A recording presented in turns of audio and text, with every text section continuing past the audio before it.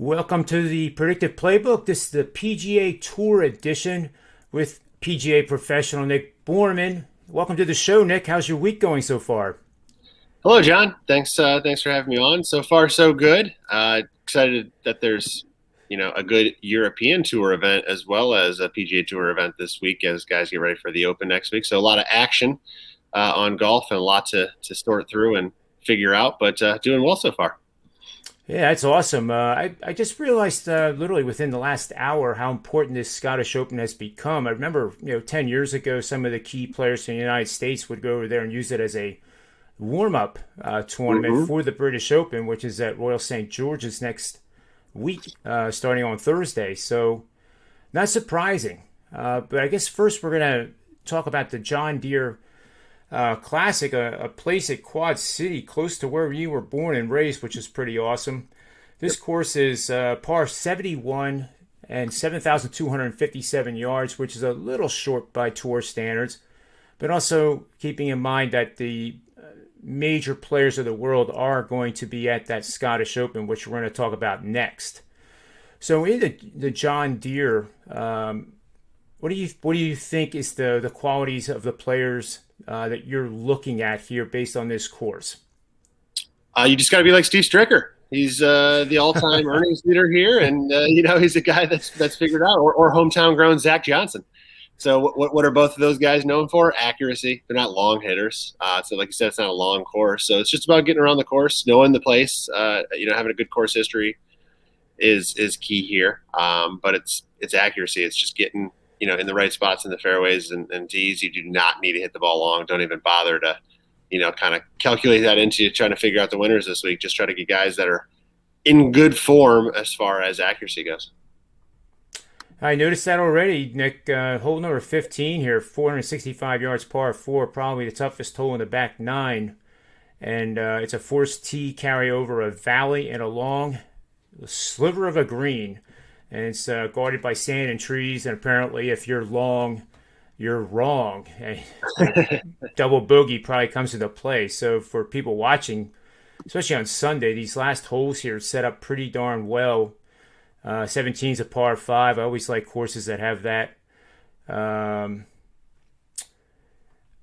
that's all good. It looks like it's modeled after Pinehurst number 2 style bent grass collection areas too on hole number 17, which is interesting.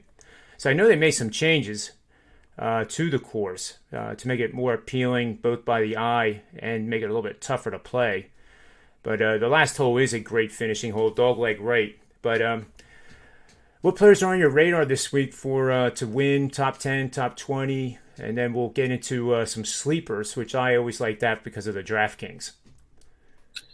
Well, this field, as you mentioned, is pretty light, pretty weak as terms of top ranked players go. So if you look at the odds board, you're going to get some guys that you wouldn't expect to see as far as favorites to win. Daniel Berger is definitely the name in this event, and a favorite for a good reason. But then you got Brian Harman is the second betting favorite, followed by you got Sung Jae at the third and Russell Henley at fourth. So you can clearly see it's not the normal depth here. And what I like about these type of events, and if you look at the history, besides Stricker and Zach Johnson, you can find a lot of guys that are no-namers or have big odds this week that can pull out a win. So if you're going to look, I always like to throw out one of the favorites if you're going to look at one, because you definitely want to have a guy that's going to build your DraftKings lineups around is probably Sreelman for me, Kevin Sreelman.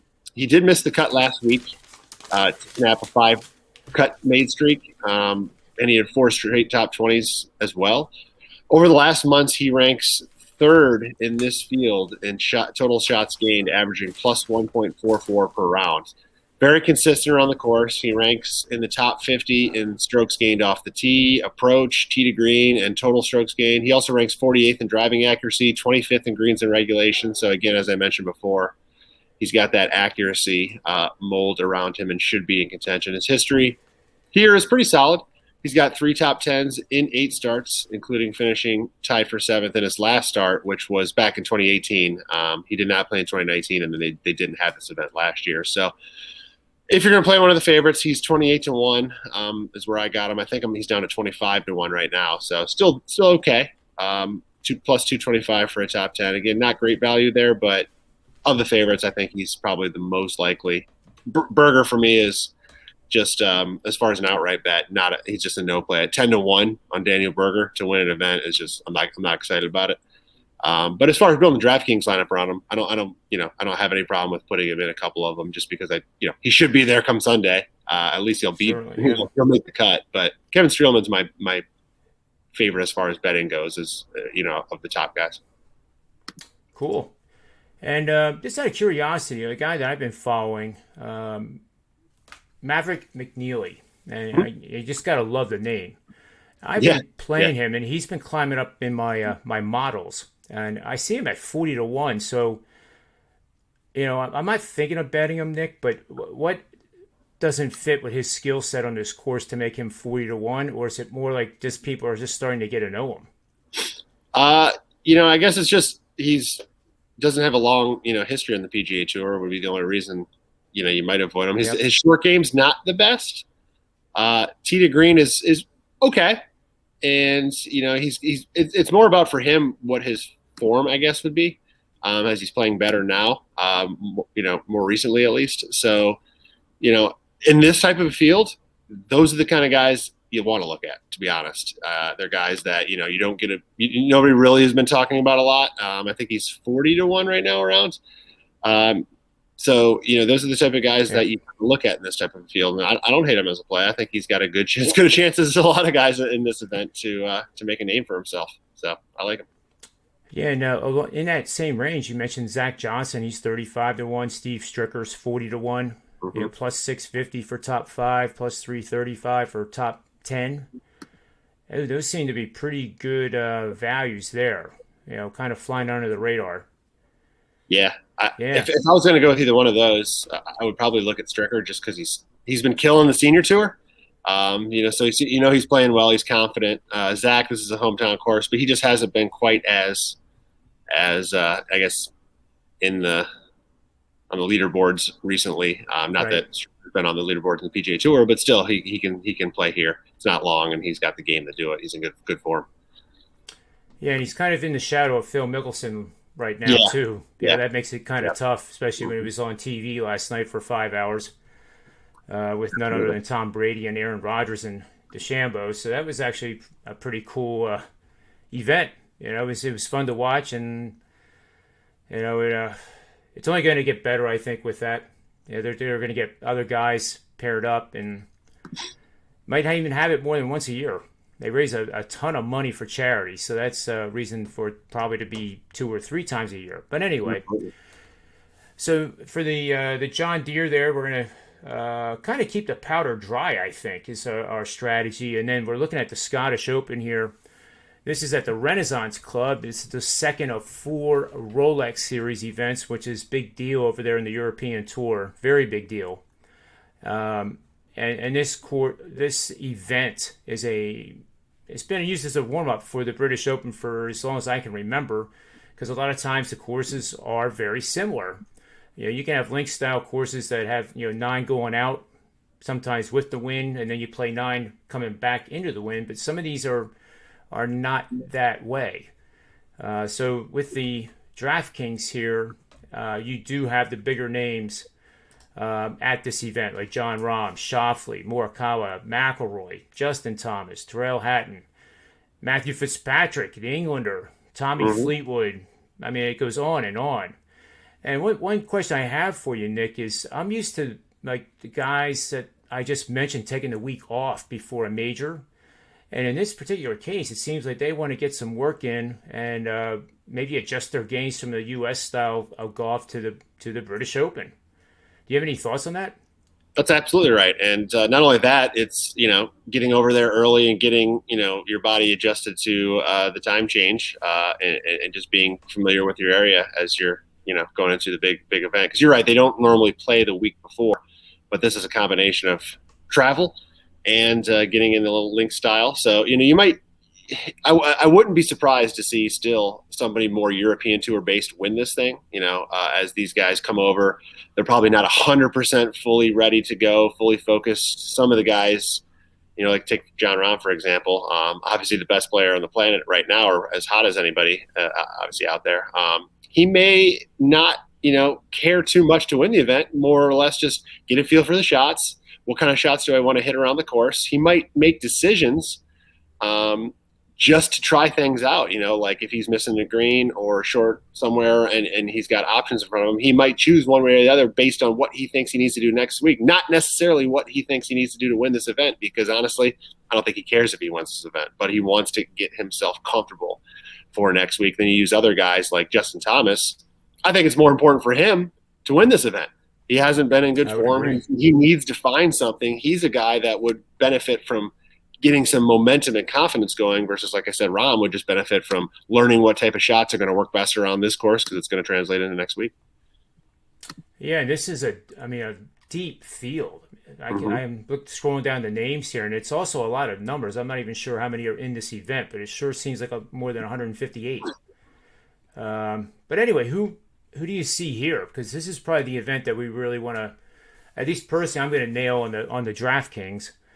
So who do you see here that's worthy to be bet on?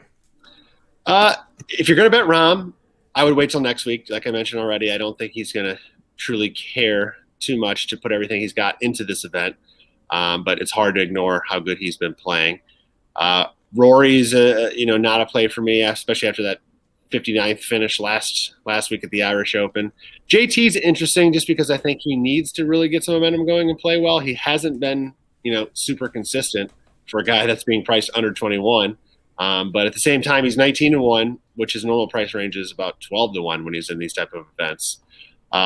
He's number 5 in this field in shots gained tee to green over the last 3 months. He's just been awful on the putting green. He's minus 0.38 strokes gained per round on the putting green. So if he can get something going with the flat stick, and perhaps, this week is just to get him comfortable on some of the greens and rolling the ball. He's still hitting the ball great, almost as good as anybody, like I said, in this field in the world in general. He's just not putting well. So he's got to get a confidence going there. But of the favorites, I kind of looking at him right now as an interesting one. Morikawa is as consistent as anybody. I mentioned Rahm already, but Morikawa might be more consistent as far as just being in the cut and making it. I think he's got 14 straight cuts made. It's back-to-back top 5 finishes. So he's another guy that's right there. But I don't get excited about betting guys under 20-1. As far as outrights go, I think you got to build. Either one of those, Morikawa or Rahm, can definitely highlight your DraftKings lineup. But one guy I think I'm excited about as far as betting is Guido Migliozzi. Yeah. Been really playing great, 60-1 right now to win. One of the hottest players in the field, tied for 13th at the Travelers in his last start before everybody remembers his tie for 4th finish at the U.S. Open before that, as most people hadn't heard about him before that week. Leading up to the U.S. Open, he had back-to-back runner-up finishes on the European Tour, including losing a playoff. So his last 4 starts worldwide, his worst finish is a tie for 13th, and he has 3 top 5s. He also ranks number 6 in total strokes gained in this field since the beginning of June, averaging plus 2.36 per round. Just, again, playing very well, confident. He's a European Tour guy, so he should feel comfortable over here. 60-1, good value, 550, plus 550 for a top 10. So he's kind of one of those mid-tier level players that I definitely circled right away. Yeah, that's awesome, actually, Nick, because we talked backstage before we did this recording, and I asked you, do you know Jordanelle Smith? And he comes up 5th on my models, 4th on my model, as one of the best values by far for a DraftKings lineup and possibly like a top 20. And we researched him, but guess who's right behind him? Guido Migliozzi. If I'm saying his last name right, he's right there. He's number 5 on my model. Not that means anything, but Humpley said I did come in 134th, I believe it was, in the event 2 weeks ago when Harris English won out of 58,000. What I didn't know, Nick, was that in DraftKings, they don't count the extra holes. the playoff holes. So second longest playoff in PGA history, and I got a little superstitious. I didn't want to look at my DraftKings lineup. I figured I'd screw it up. So I thought that I was gaining points and points and points, and I did not have the guy who lost. I had Harris English. And, I looked at the DraftKings when it was done, expecting to see like 20 grand, and it was about a tenth of that, but still, it was a good week. Hey, that's nice cash regardless. Yeah, it was fun. But you learn. I mean, you got to know the rules, right? And I clearly did not know that the extra holes didn't count. But anyway, so Jordanelle Smith, real quick, I think you agree with me that might be a real long shot to consider. And maybe if you're trying to fill in a DraftKings lineup with somebody cheap at 7,300, it might be a good play. Right. Yeah, I didn't know much about him when you mentioned his name, but just looking a little bit at him, listen, DraftKings, the key to DraftKings is finding those guys way down that list to throw in your lineup, make the weekend, and you know what? Oh my gosh, he finished tied for 25th, and you gained a ton of points because he also had 3 other guys in the top 10, and he's a could be a great lineup filler for this week for sure. I have learned over time that I try to avoid anything south of 7,000. Once you get below 7,000, then you're really pushing the envelope. Then you're getting guys like us. Yeah.